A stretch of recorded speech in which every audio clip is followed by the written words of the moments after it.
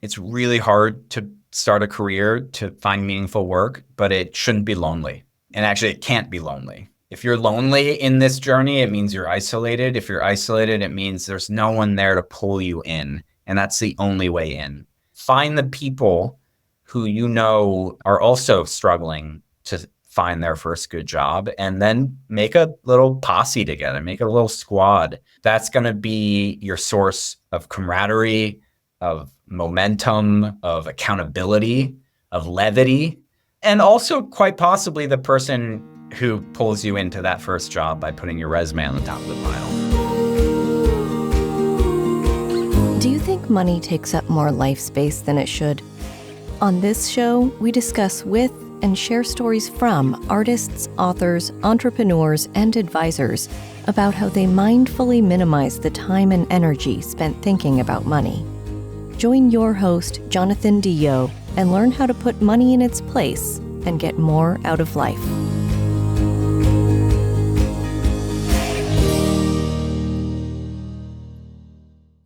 Hello, welcome back on this episode of the Mindful Money Podcast. I'm chatting with Kalani Leifer. Kalani graduated from Stanford, earned a master's in education from Lehman College, City University of New York. He began his career as a history teacher at Kappa International High School in the Bronx with Teach for America.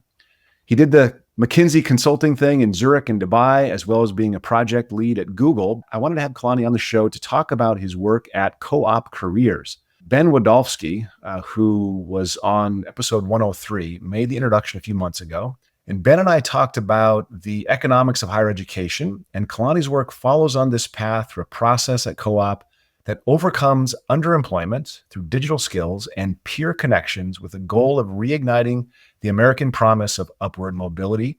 So I'm really excited to have this conversation. Kalani, welcome to the Mindful Money Podcast. Thank you, Jonathan. It's a pleasure to be here. Just to let everybody know, where do you call home and where are you connecting from now? San Francisco, and that's where I am right now. Beautiful. And where'd you grow up? I actually, I grew up on Stanford campus. My father was a professor there for a long, long time. My mom was a French teacher nearby.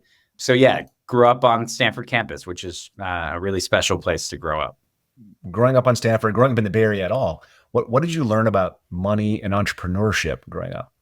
So I think the connection between money and access is something that I've been thinking a lot about, and how I grew up really influenced that. So I grew up on Stanford campus, as I mentioned, and that means that all the houses on my block and in the whole neighborhood were all faculty brats.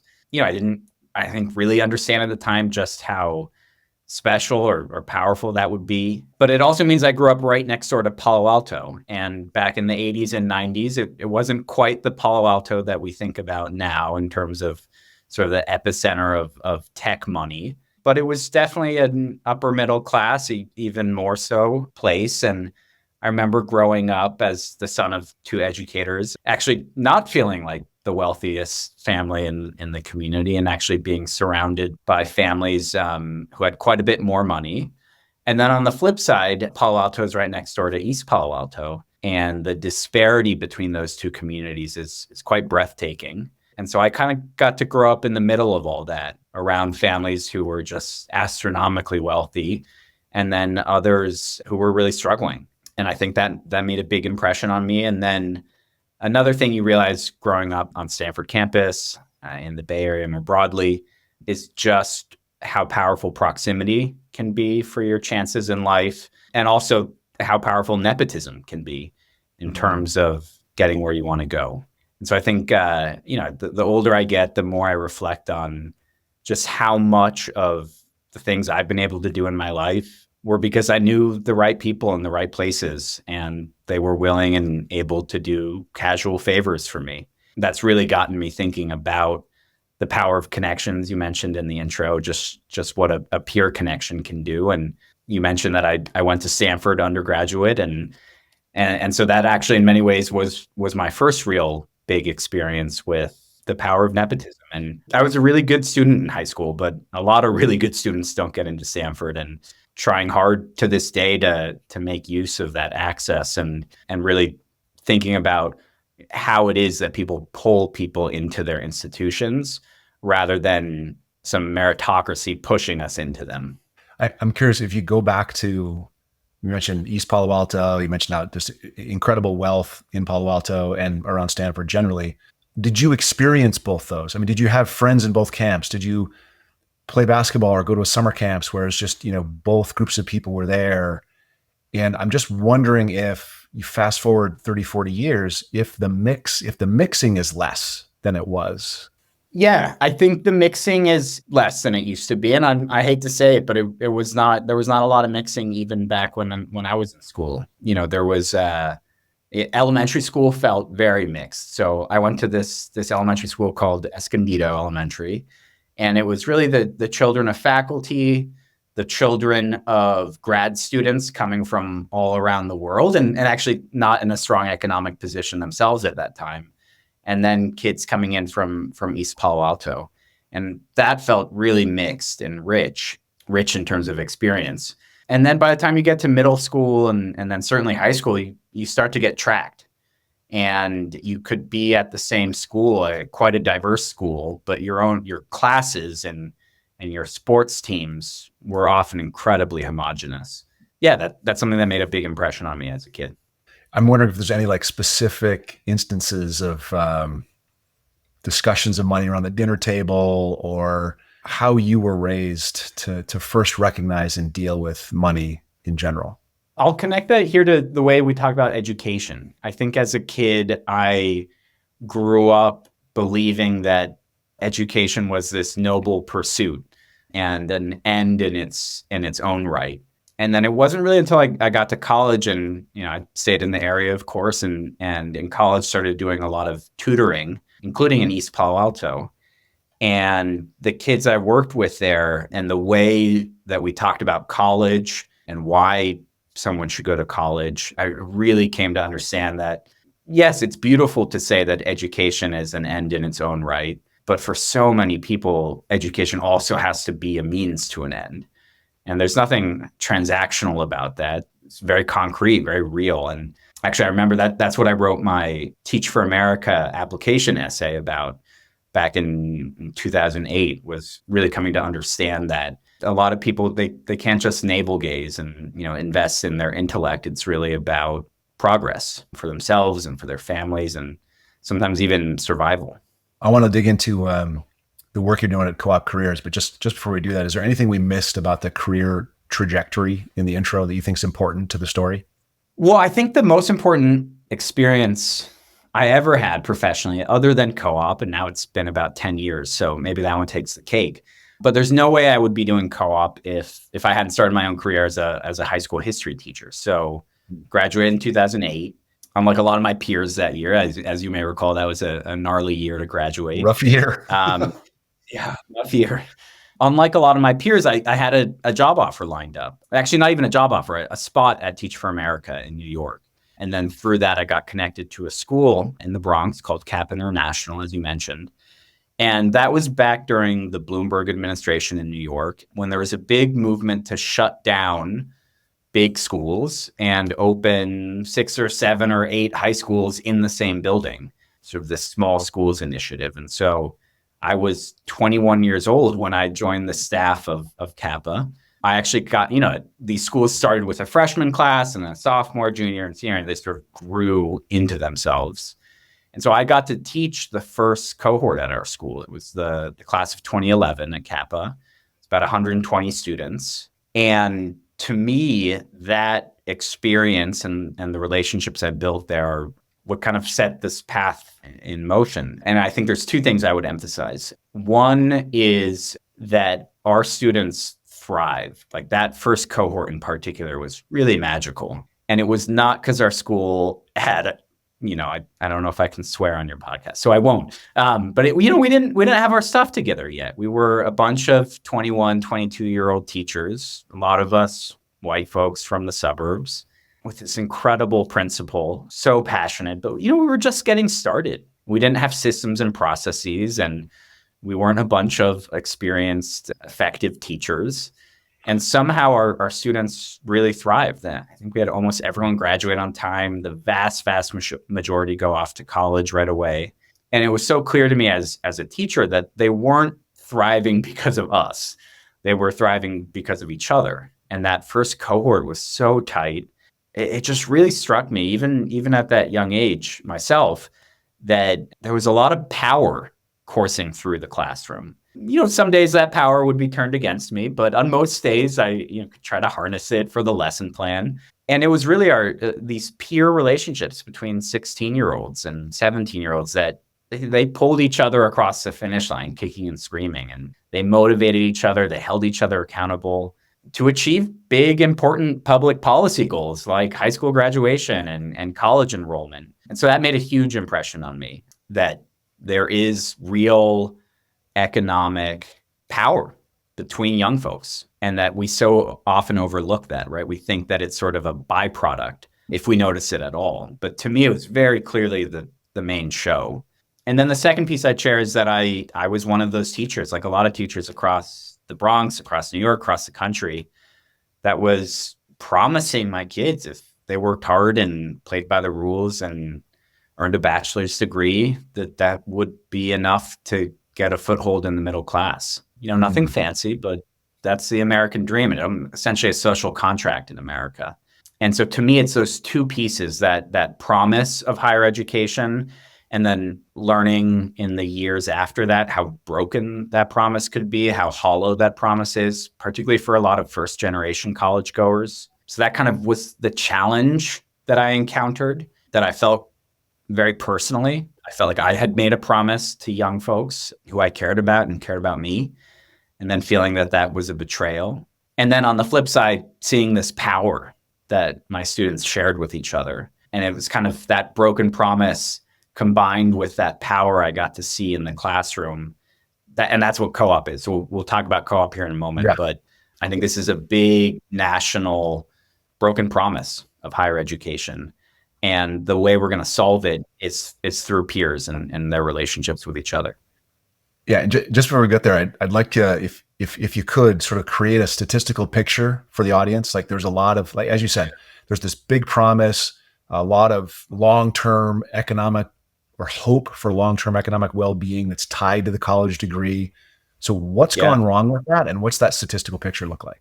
I think one of the most striking things to say is that literally half of college grads are unemployed or underemployed. And so underemployed means working in a job that does not require the credential that you've earned. And that's strikingly more so if you're first gen or going to college on a Pell Grant. It's really about 2/3 of recent college grads. So that's 1 year past graduation are going to be unemployed or underemployed.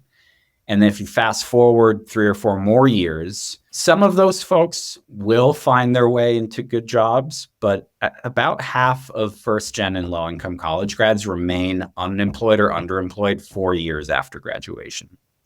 So that's one way to look at it. The other is in the deceptive power of averages. So on average, going to college is absolutely a good bet. Your lifetime income's 50% higher on average. It's really striking. But averages, especially a median, is not a floor. I think that this is a hypothesis I have that I've never proven, but I think people think of averages as a floor. And they're like, okay, that's the worst I can do, or I could do better. But in fact, a median is the middle person, and literally half of folks will be under it, and many will be far under that median. And so the bottom quartile of college grads, they earn less than the average high school graduate. So there's a huge share of people who are, a huge share, 1 in 4, who will not be any better off than the average high school grad. Now, of course, high school grads is also an average, and that whole story applies to them too. But to me, that's really striking. And we don't live, statistically average lives where, you get to run through it 100 times and then you get the average of it, right? We just get to do it once. There's a really good chance that you will not see any payoff from college. And then there's been some really interesting research that's come out recently. I'm going to forget the author's name, but we can follow up with that, showing that, yes, there is this wage premium to college. So you may end up on the right side of that median, but that doesn't necessarily mean there's a wealth premium anymore. And so given that in the last several generations, the costs of college has gone up so dramatically, and people are taking out huge student loans to pay for college. And if you're going to school on a Pell Grant, right, so you're from a very low income family, the Pell Grant is covering a smaller and smaller and smaller share of the cost of higher education. And so even if you manage to achieve that wage premium from college, you've gone so deep into debt and you are, likely delaying when you are able to buy your first home, if you ever are, that actually folks who are going to college now, even on average, are not going to see a wealth premium from going to school. And so that's another way to think about it, right? Like, income, of course, is a very important way to look at this, but higher education is one of these big bets that we make in our lives. And it looks even worse when you look at it from a wealth perspective. I totally recognize the idea that there's a lot of detail that's lost when you look at averages. And I deal with market averages all the time and try to tell people the same thing. Like 10% never actually happens. That's the average, but it never happens, right? It's either negative 20 or positive 30. That's how you get to 10. I'm wondering though, I don't want the message to be, and I don't think the message is, college isn't worth it, but it's like college alone isn't worth it. The median college graduate does better from a wage perspective, but the cost matters. What you study matters. How much time you work on it matters. Also, as you're going to say, I'm sure the peer group matters and all those kinds of things. But doing that, so there's not a wealth difference. What is the timeline you're looking at for the wealth difference? Because wage you can measure next year, but wealth is something that there's no wealth difference between anybody once they graduate from college, but 25, 30 years later, that's where you see a wealth difference. Yeah. And unfortunately it's over decades that's true. I do want to underscore what you said is that to this moment, even though I spent the last 10 years wrestling with the broken promise of higher education, I still think it's the best bet. I wish we had some other bet that folks could take, but I don't see it. And so I'm deeply committed to making this work. And I sometimes think if I was that 21-year-old teacher again at Kappa or any other school, would I be any less enthusiastic about encouraging my kids to go to college? I don't think so. I still think it's the best and maybe only way to achieve the American dream. But it's not a sure bet. Like you alluded, there's so many subsequent decisions about where you go and what you major in and how much debt you take and how many relationships you build in college that have just such a huge impact on whether or not it'll pay off. But I don't want people to stop dreaming big. I want people to do it. It's the only way, but it's a lot more precarious than I thought it was 15 years ago.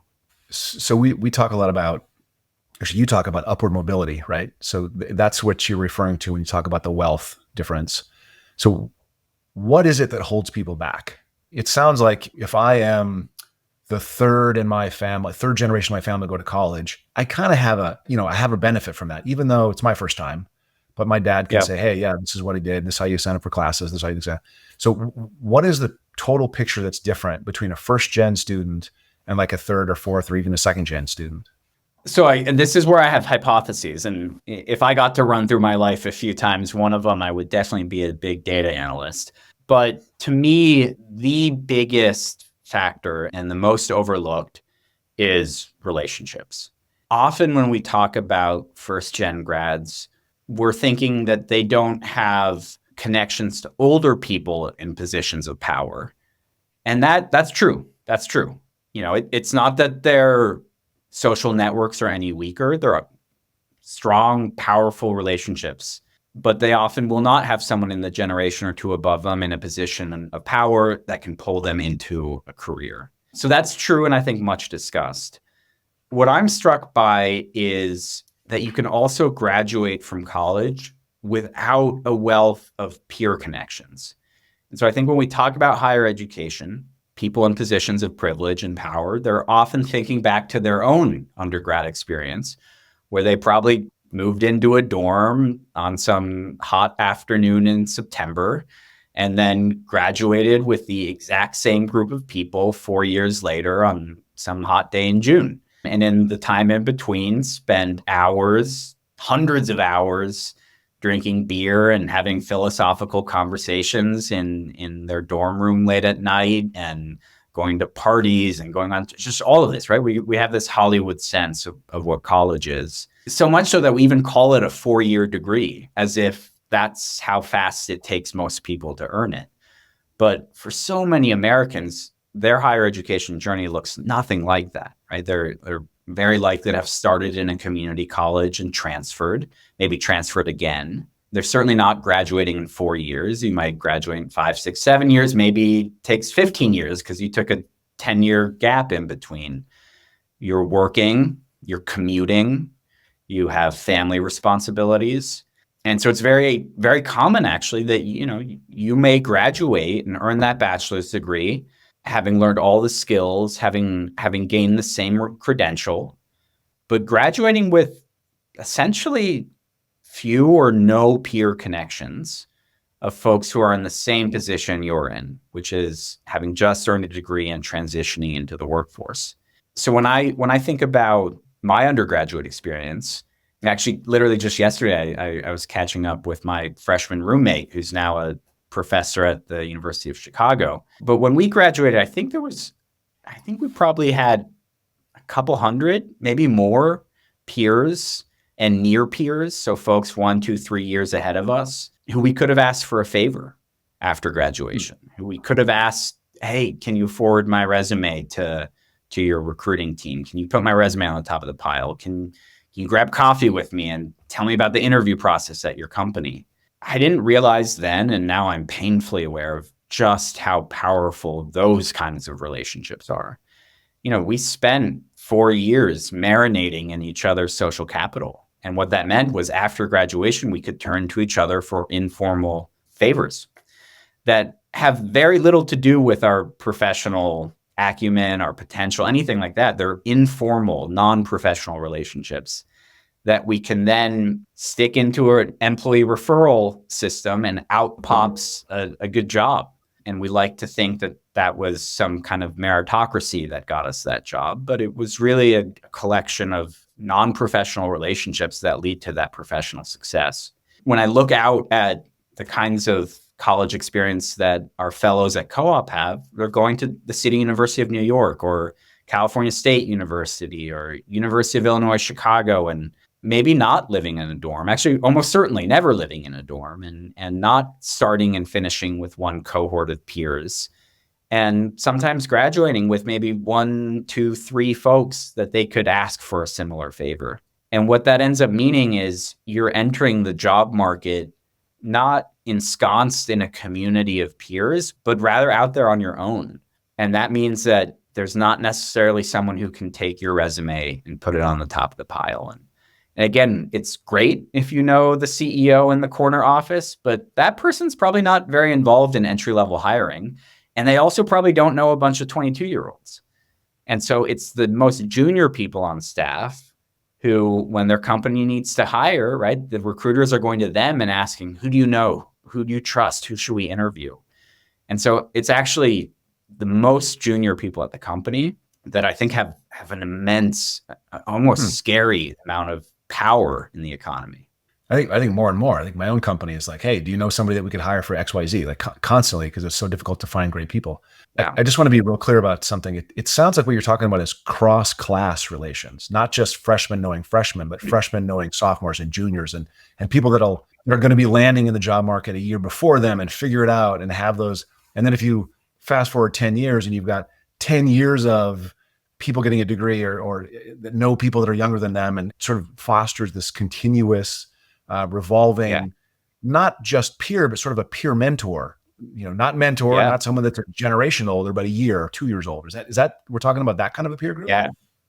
Yeah, exactly. It's so interesting to hear you say this because I did it wrong. Like I didn't know anybody that was above me in my, like I was a freshman, I knew other freshmen, I was a sophomore, so I didn't know anybody else. And actually when I graduated, I didn't really keep in touch with any of them. Well, it seems that things worked out. Jonathan. But but maybe some of those peers you knew near peers, right? It's that notion of being ensconced in a community. You need that redundancy. You need a bunch of connections because you never know which is the one that's going to pay off. Actually, on the first night of co-op, I often tell our fellows, look around the room.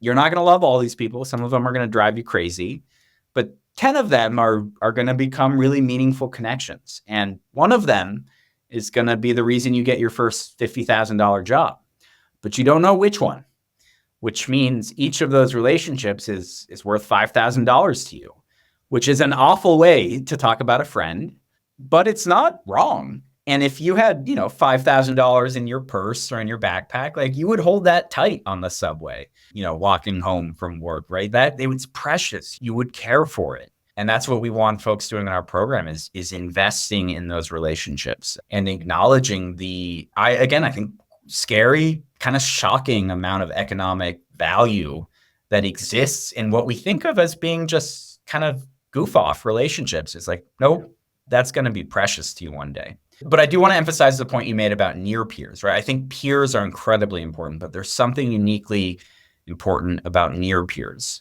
And so that's someone who's 1-2 years ahead of you in their journey. And I think that person has an immense amount of power in the workforce, again, because of these referrals, but also just deep, relevant wisdom and credibility. They were in your seat a year ago, and now they're doing exactly what you want to do. Maybe that's someone you should listen to.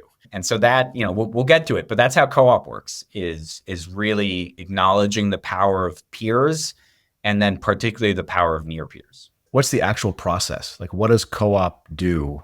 Is it a series of questions? Is it 3 years of programming? What is it that you guys do to sort of introduce and maintain relationships across near peers? In many ways, what I'm about to say has been true since 2014 when we ran our very first cohort. We started with 12 back then. Now our cohorts are 16.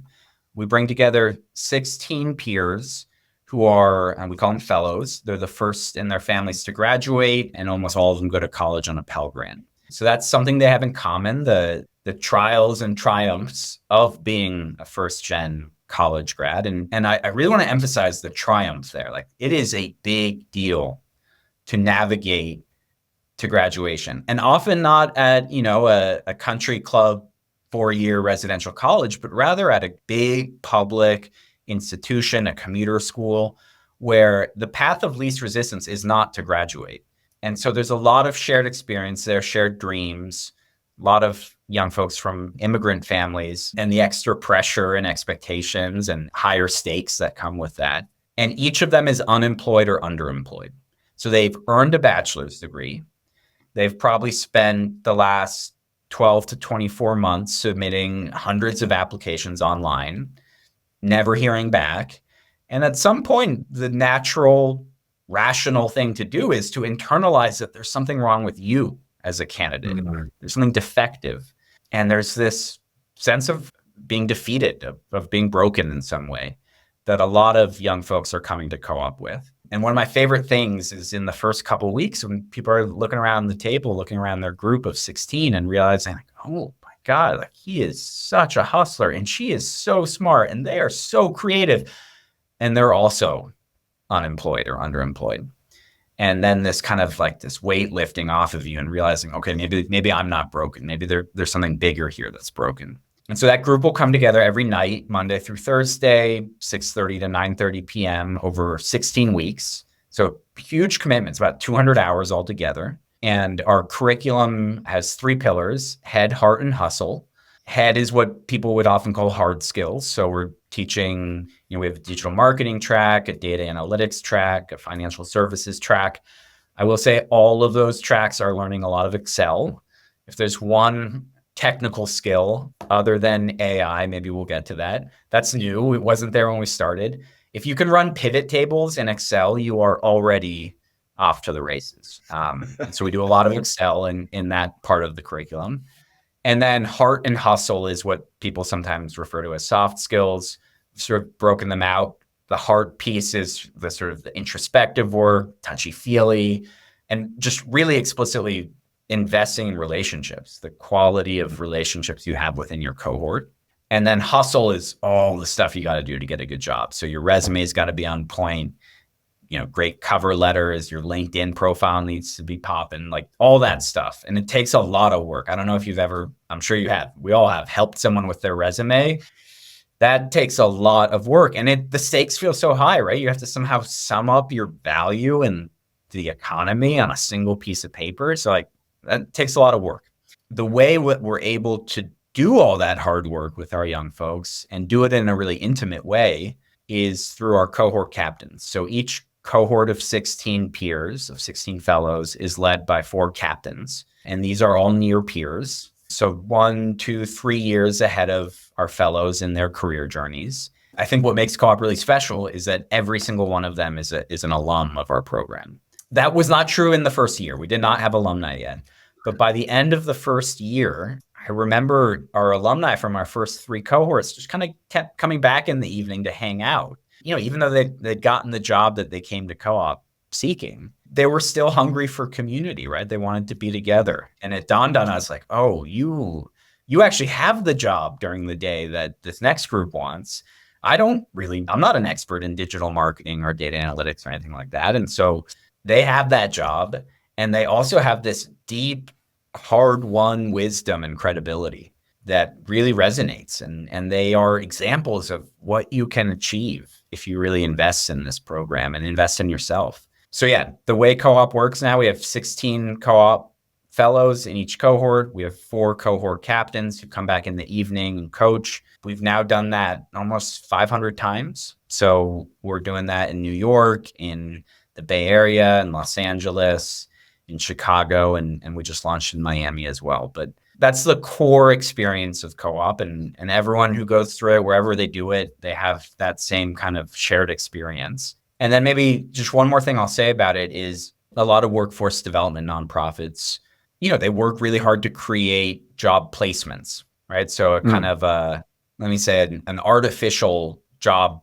is created and someone is placed into it. And a lot of times that's what these nonprofits have to do because there's no other way in for their participants who may have been involved in the justice system or maybe don't have any kind of credential. But our young folks have a bachelor's degree. So they have the ticket, the ticket to the arena. They can get in. It's a different question of can you get a job once you're in? What we learned in that first year was actually we were busting our butts trying to create these artificial positions that we could place someone into. We realized the hard way that it often takes just as much work to get someone a fake job as it is to get them a real job. And the fake job is not going to be around in 6 months. And it's not necessarily solving a core business challenge that the company has. And so we made the decision to actually release that part of our program of having a guaranteed placement and really focus in on the messy, nepotistic, highly competitive job market for actual entry-level full-time positions. And because of that, we can't make any guarantees, and companies don't make guarantees either. If a company's guaranteeing a position, it's not actually a real position on the job market. Right. And so what that led to is another thing I say on the first night of Co-op, which is, look, Co-op is a multiplier of the time and energy and love and hustle that you put into it. And anything times 0 is 0. Because, we can't be there in the final interview. That's you. You got to get that. We can be the source of the connection that gets your resume on the top of the pile, but even that, you got to make a good impression on that person. And then you have to be there in the interview and tell your story and get that job. There's 16 fellows and 4 cohorts a year. So there's 64 a year? 4 cohort captains. So 4 coaches and 16 participants, 16 fellows. And that's sort of our core unit. And this year, is it just that many kids per year? No. So we run those cohorts a bunch of times. So we'll have 2,000 fellows this year. Okay. But I still emphasize that cohort notion because no matter how big we get, and we'd like to keep getting bigger, the scale of this challenge just dwarfs us right now. Yeah. But I think it always will need to be a deeply intimate, human-sized experience where people are building genuine relationships with their peers and their near peers. And it's that relationship between the co-op fellow and the cohort captain that we hear again and again from our new alumni. Like, that's the thing. It's that relationship and the social capital and the access that comes with that really is what makes co-op work. I'm a little leery to ask this question because I think it'll take us a little bit off off piste, but I'm going to ask it. And if we don't have time, just say it. You mentioned like 5 locations. How do you scale to many locations? I mean, do you actually have a physical presence in each of these places, or is it all digital and Zoom meetings?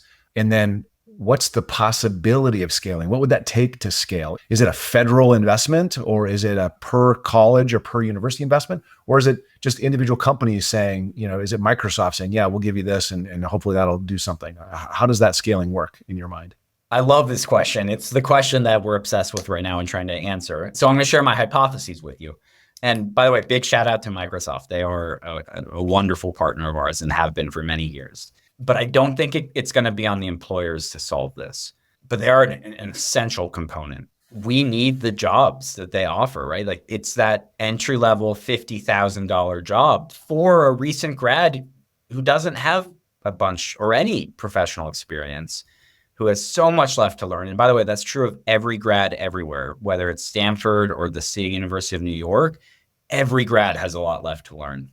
We do. Our program is a mix of virtual and in-person. Before the pandemic, it was all in person. I was very skeptical of what could be achieved virtually, but you can have a real connection virtually, it turns out. But you can definitely, I think, enhance that connection through really intentional quality time spent in person. To answer your question of how can this scale, we think every year about 500,000 first-gen and low-income college grads are going to get trapped in long-term underemployment. And so in a sense, you could look at the size of the challenge as 500,000 a year. And as I mentioned, we're going to serve 2,000 this year. So we are dwarfed by that challenge. Yep. And I don't actually think the right answer is for 1 or 2 or 3 nonprofits to scale, and serve hundreds of thousands of people a year. We have in the country a couple thousand senior colleges. There's about 700 public universities that serve the vast majority of our target population. And we think eventually the kind of work we do of bridging that gap from higher education into a career has a natural home in higher education. The challenge that we face right now, and this goes to your point about federal investment, the huge challenge right now is that post-graduation career outcomes, there is no mandate and no money for colleges to focus on that. I think we like to think, and I did as a teacher, that college is about economic mobility. That employment is, we talk about this idea of like education as an end in itself or a means to an end. We like to think that college is a means to an end to upward mobility. And I think employment is a really important byproduct of the system that we've built. But if you really look at how higher ed works and how it's funded, it has nothing to do with outcomes. That's not college's fault. Like that's our society's.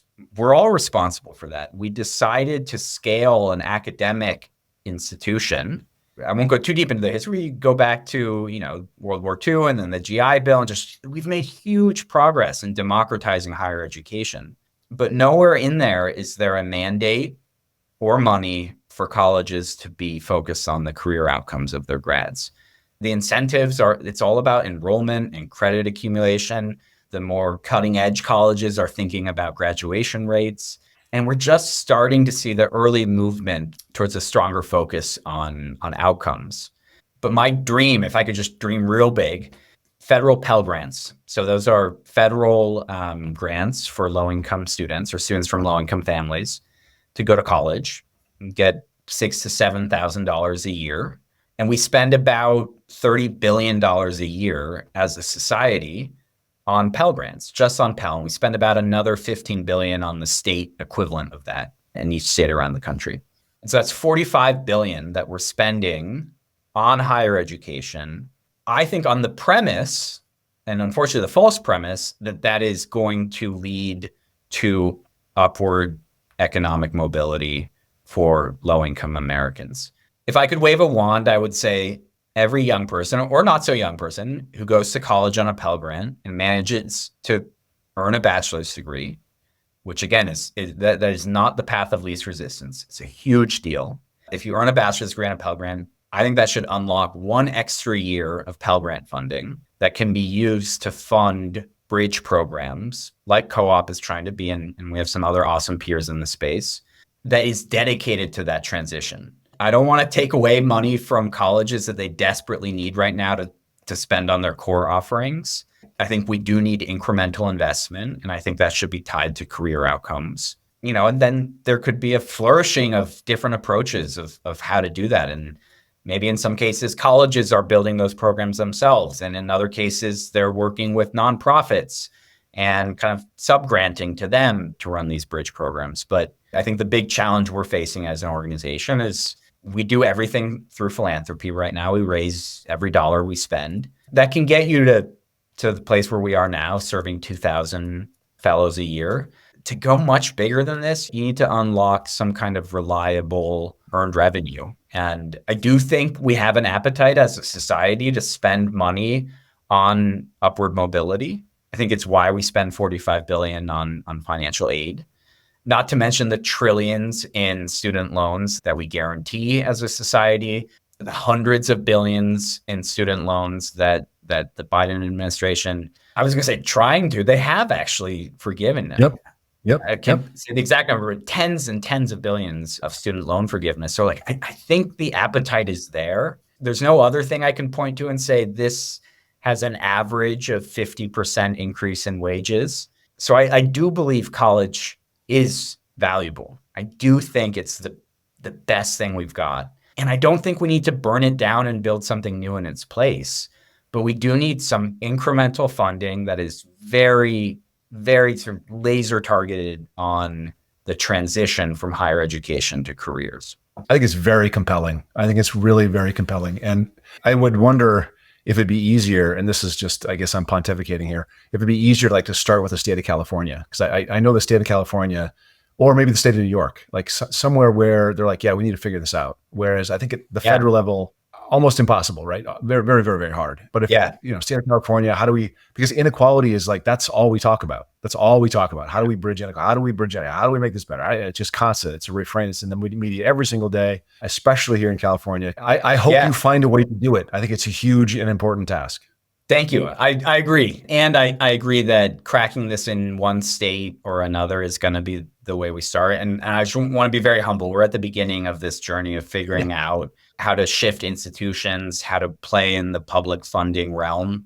But there's some really strong precedents. The most compelling is one in New York City called, at the City University of New York, called CUNY ASAP, and it stands for Accelerated Studies and Associate Programs.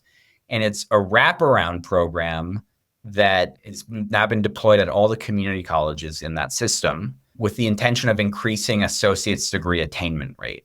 So it's incremental money to spend on advising, like student advising, on Metro cards so people can get to class, on books, sort of addressing the little things that people need in order to achieve their associate's degree. It's been a big investment, but it has doubled the graduation rates at those schools. And that started off very small and then got tested. And then they realized, oh, shoot, we're actually saving money by spending money because graduation rates improved by so much. So we are still capable of doing big things in this country, but we're starting to learn how to tackle that bit by bit.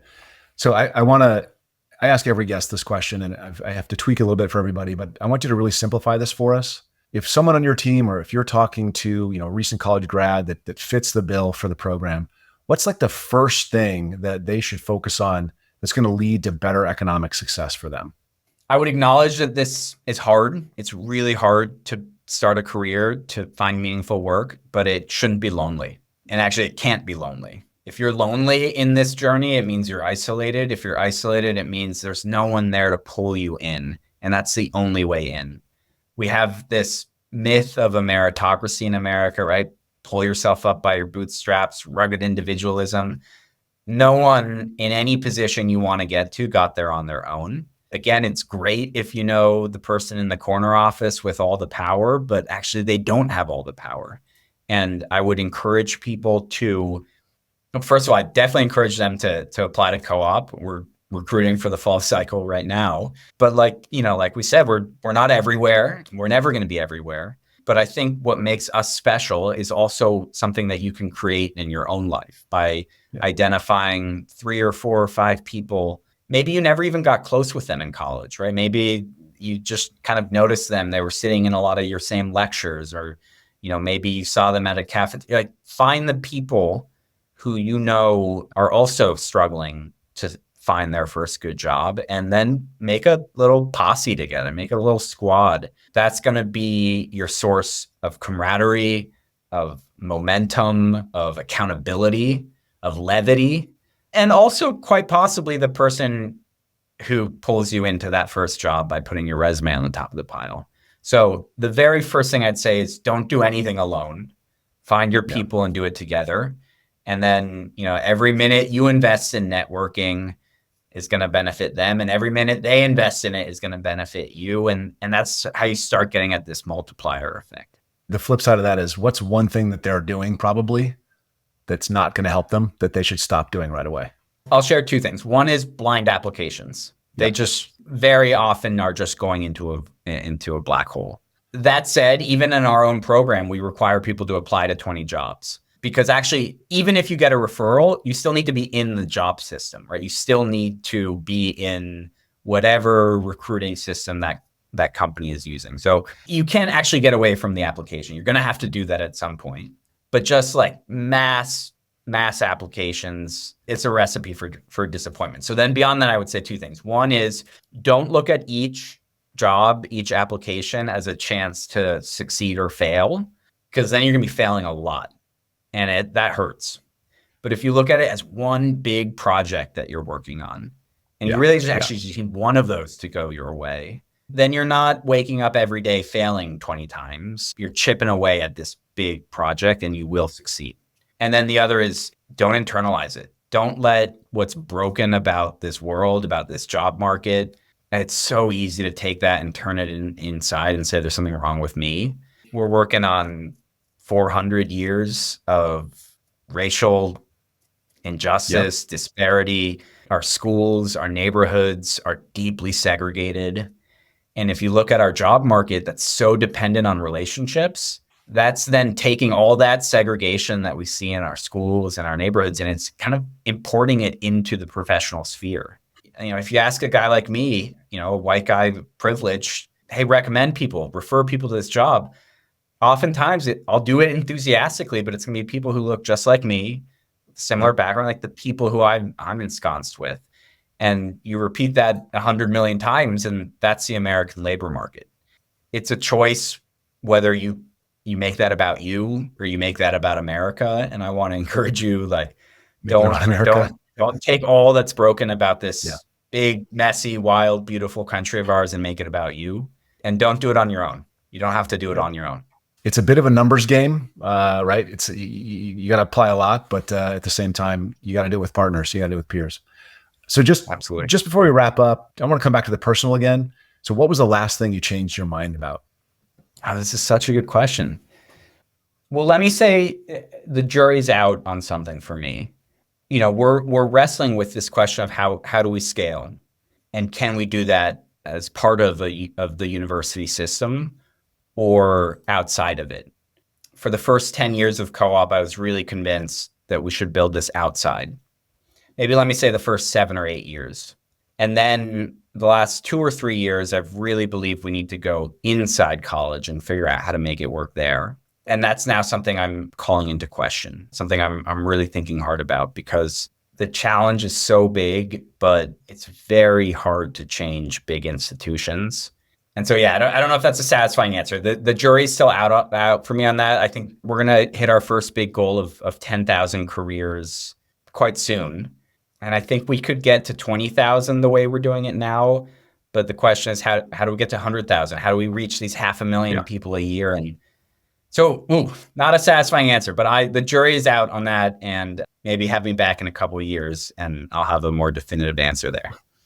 Yeah. It's just, the idea is that neural flexibility. You've thought about it one way, tilted the other way, coming back this way. You got to keep trying to figure it out, right? And then I remember the 2004 election, right when I went to college, and John Kerry got a lot of flack for flip-flopping, right? Such a dumb thing to be worried about. So dumb because I love that you asked that question, because the ability to change your mind and acknowledge that you were wrong, or not even that you were wrong, but that you have new information, you have more information. You learn new things.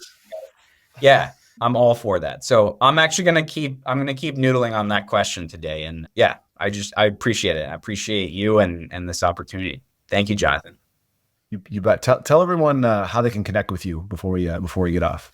Please connect with me on LinkedIn, Kalani Leifer. And then more importantly, please connect with Co-op. So we're on LinkedIn, we're on all the platforms, and that's COOP Careers.org. And especially if you're first in your family to graduate and you're still looking for that first good job, we'd love to hear from you and be part of your journey. Kalani, thanks for coming on. We're going to make sure all that stuff's in the show notes. And I just really appreciate your time and the story. Thank you, Jonathan. Right back at you. Be well. Thanks for listening. Full show notes for each episode, which includes a summary, key takeaways, quotes, and any resources mentioned, are available at mindful.money. Be sure to follow and subscribe wherever you listen to your favorite podcasts. And if you're enjoying the content and getting value from these episodes, please leave us a rating and review at ratethispodcast.com/mindfulmoney. We'll be sure to read those out on future episodes.